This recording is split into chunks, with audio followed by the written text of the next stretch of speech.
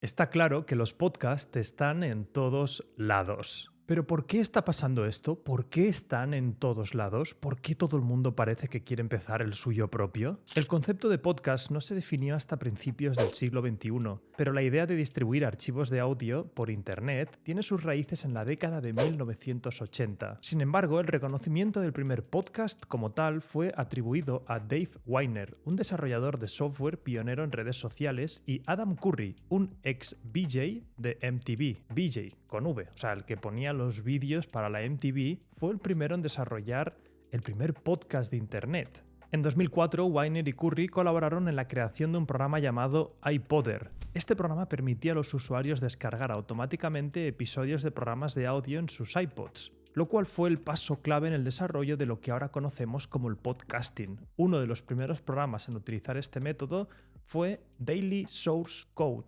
presentado por el propio Adam Curry. Y los temas tratados en estos primeros podcasts eran bastante variados, pero entre ellos también era el propio concepto del podcast. Adam Curry creaba episodios radiofónicos y literalmente decía que esto era el futuro, que la información ya no tendría que estar vallada por las grandes empresas que controlaban las radios. Fíjate que incluso Steve Jobs habló de este programa en una de sus presentaciones. A esta primera fase de los podcasts la llamamos la fase de la experimentación. Si queremos entender por qué ahora mismo el podcasting está en todos lados, tenemos que entender de dónde venía. Y aquí el sentimiento era claro, un nuevo medio con el que poder competir contra las radios. En la radio había lo que se llama un gatekeeper, alguien que si no quería que tú estuvieses en la radio, no aparecías. Ahora la gente empezaba a entusiasmarse por poder retransmitir programas de radio a todo el mundo sin tener que pedirle permiso a nadie. Y el movimiento fue creciendo y poco a poco más gente se unió a este ecosistema del podcasting. Alguien que seguramente conoces es Joe Rogan, que empezó en 2009. Otro de mis podcasters favoritos fue Tim Ferriss, que empezó en 2014. Y pensemos que en esta época el podcasting era simplemente programas de radio por internet. No había toda esta distribución masiva que vemos hoy en día con los vídeos. Por lo tanto, tenían un problema bastante grande y era la descubribilidad. Los algoritmos, por mucho que nos quejemos en redes sociales, permiten que alguien que sea totalmente desconocido suba un vídeo y lo acaben encontrando. Con el podcasting era mucho más difícil. Dependía simplemente del boca a boca, es decir, que la gente hablase a sus amigos de que también te escuchasen. Por lo tanto, era una época de crecimiento lento y que únicamente los mejores podcasts tenían este efecto viral. Y mientras esto sucedía en paralelo, YouTube y las redes sociales empezaban a tener tracción. Yo recuerdo que mi primer vídeo de YouTube lo subí en 2007. Era precisamente un tutorial de cómo hacer finger, estos skates en pequeñito. Y te puedo asegurar que la sensación de hablarle a una cámara yo solo es totalmente extraña. Aún así, para mí, ese momento tuvo un clic. Ese vídeo llegó a más de 400.000 personas, un montón de comentarios y me di cuenta de que las redes sociales tenían un potencial tremendo. Cuando me metí en el mundo del emprendimiento, la empresa, el desarrollo personal, seguí subiendo todo tipo de vídeos porque de alguna manera estaba algo acostumbrado a hablarle a una cámara solo en mi cuarto. Pero piénsalo, eso es totalmente extraño. Cuesta un montón. Por lo tanto, en esta fase, los vídeos que tenían más sentido de crear y que la gente hacía eran gameplays de videojuegos, vídeos de humor cortos o simplemente vlogs de su vida. También, con el bajo ancho de banda era muy difícil subir vídeos de 1 hora. Yo me acuerdo que para subir un vídeo de 10 minutos tardabas a lo mejor 2 o 3 horas, o incluso en algunos ordenadores con baja internet, muchísimo más. Y además, por otro lado, todavía no se tenía muy claro qué impacto iban a tener las redes sociales y YouTube en el mundo de los negocios. Y además, como pequeño apunte, esto es lo que acaba pasando con las tendencias de negocio, que empiezan pareciendo juguetes, hobbies, lo que hacen los frikis el fin de semana en su tiempo libre. Pero algo empezó a cambiar poco a poco. Las redes sociales y YouTube empezaron a dar bastante dinero a las empresas que empezaban a capitalizarse. Por ejemplo, las redes sociales en España, Hawkers demostró que poniendo muchísimo dinero en publicidad podían escalar un e-commerce a millones de facturación. Los youtubers, por su lado, empezaron a ganar dinero y fama, y esto la sociedad empezó a darse cuenta.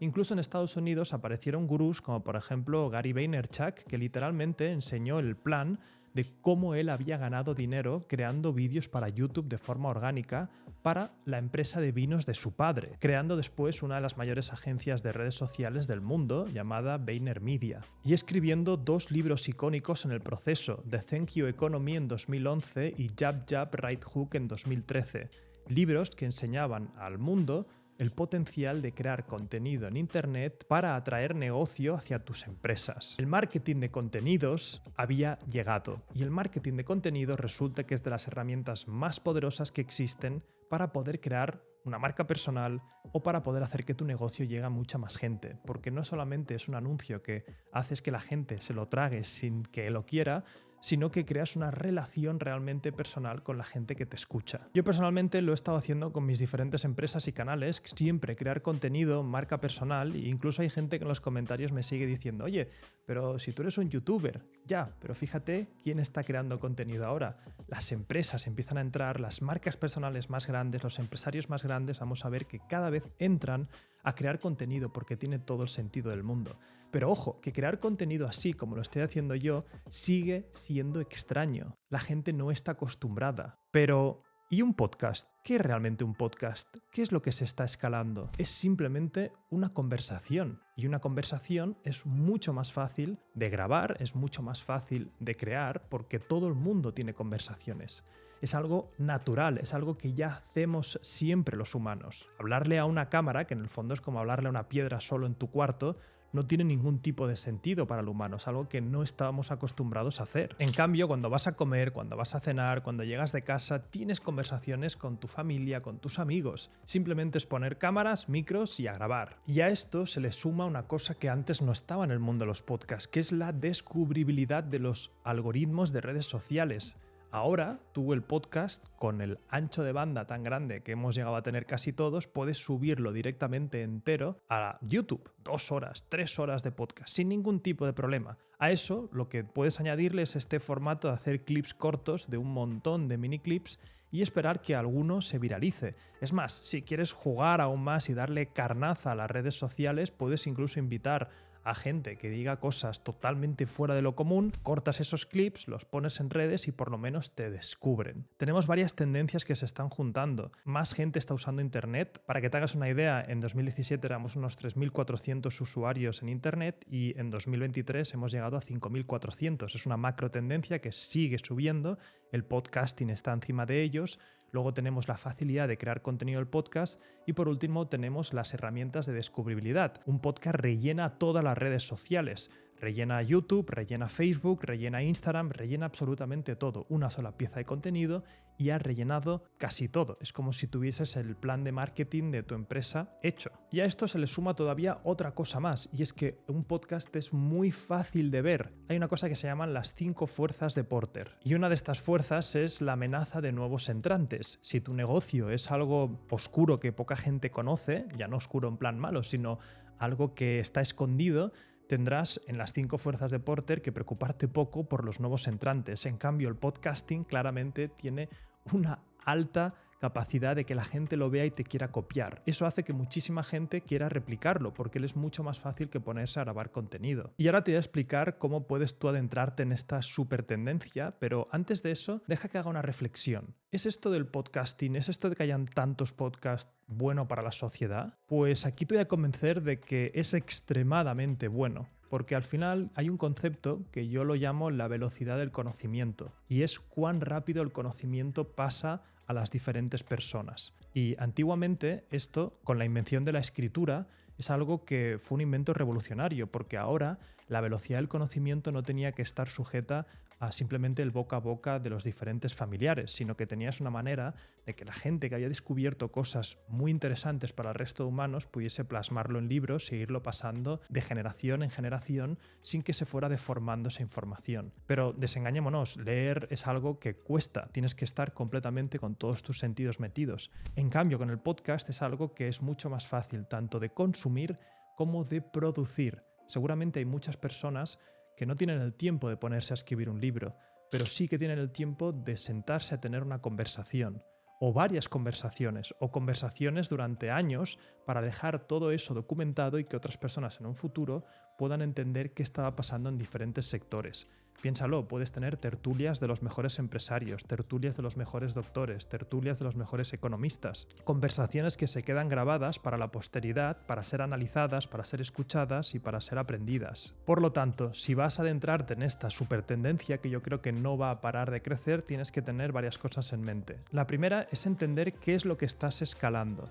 Es decir, 0 multiplicado por 100 sigue siendo 0. Si sois unos chavales que estáis empezando, ten en cuenta que seguramente lo que vayáis a decir no es tan interesante. Y además estáis compitiendo con otros muchos chavales que también tienen sus otros podcasts y ya llevan tiempo asentándose en el mercado. Es decir, el nicho de 2 chavales o 2 personas iniciándose, entrevistando a gente experta en campos, ya existe. Por lo tanto, empezar un podcast haciendo exactamente lo mismo no sé si es la mejor idea. Y seguramente se va a innovar mucho con los formatos y habrán formatos que acaben triunfando. Pero ten en cuenta al final que lo que estás escalando son las conversaciones. Es más, ten una vida interesante y luego escala esas conversaciones. En el caso de que quieras hacer una tertulia. En el caso de que quieras montar un podcast de entrevistas, ten en cuenta que ya hay muchísimos de esos. Mucha gente ya lo está haciendo y estás compitiendo contra gente que seguramente tiene ya más experiencia y más recursos. Por lo que tendrías que anicharte en algo distinto, entrevistar a personas que no se hayan entrevistado todavía. Ten en cuenta que esto funciona igual que cualquier mercado, oferta y demanda. Si vas a entrevistar a las mismas personas con las mismas preguntas, la gente no va a querer escuchar eso. Además, piensa que con el formato entrevista le estás dando la autoridad todo el rato a otras personas. El protagonista es la otra persona. En cambio, podrías también hacer un formato tertulia, como lo que hacemos con Spicy Fortuna, y básicamente es un formato en el que te va a costar más crecer porque no tienes a esos invitados, pero una vez consigas a esos oyentes fieles, tienes mucha más durabilidad de engagement. Y como consejo final, para mí es muy importante que el podcast no lo veas simplemente como un modelo de negocio en sí, porque aunque no lo creas, para que tenga sentido monetizar necesitas tener bastante tracción, necesitas tener bastantes visitas. Si te lo tomas como un hobby, como una manera de explorar diferentes temas o entrevistar a gente interesante a la que tienes acceso, también puede ser simplemente una estrategia en sí para tu network y para tu desarrollo como persona. Pero al final quédate con esto. Cada pieza de contenido es un producto que tiene las mismas leyes de la oferta y la demanda.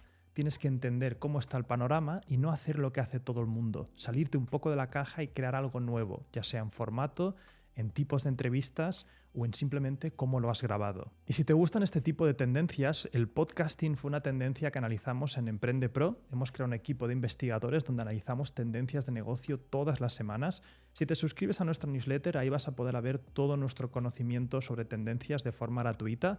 Además, al suscribirte, verás un audio en el que hablo de cómo Jeff Bezos aprovechó precisamente una tendencia para poder crear Amazon. Y nada más, espero que lo hayas disfrutado. Coméntame a ver qué te parece todo este tema del podcasting y nos vemos en el siguiente vídeo.